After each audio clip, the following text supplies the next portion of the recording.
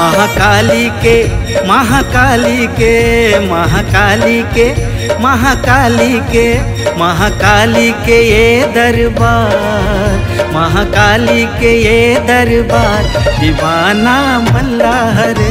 महाकाली के ये दरबार दीवाना मल्लाह रे, दीवाना मल्लाह रे, दीवाना मल्लाह रे। आदिशक्ति माँ आदिशक्ति माँ आदिशक्ति माँ लिए अवतार, आदिशक्ति माँ लिए अवतार दीवाना जगला हरे। महाकाली के ये दरबार दीवाना मल्लाह रे।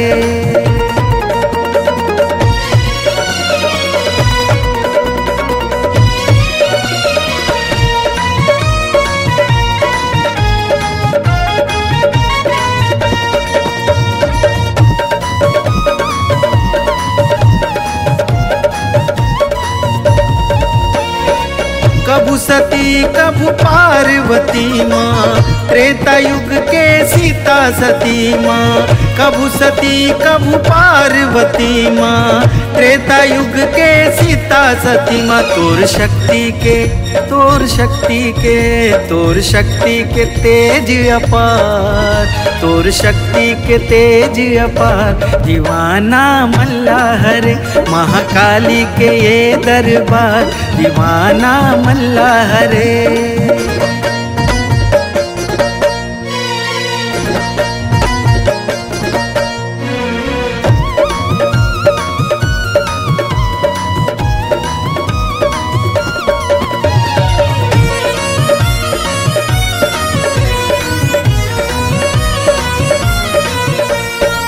माँ के नाम जपो भक्त निरंजनी, 9 दिन कर लो पूजा वंदने।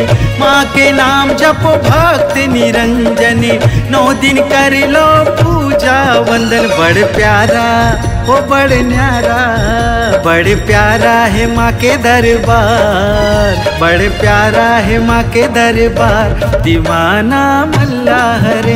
महाकाली के ये दरबार दीवाना मल्लाह रे, दीवाना मल्लाह रे, दीवाना मल्लाह रे। आदिशक्ति माँ आदिशक्ति माँ आदिशक्ति माँ लिए अवतार, आदिशक्ति माँ लिए अवतार दीवाना जगला हरे।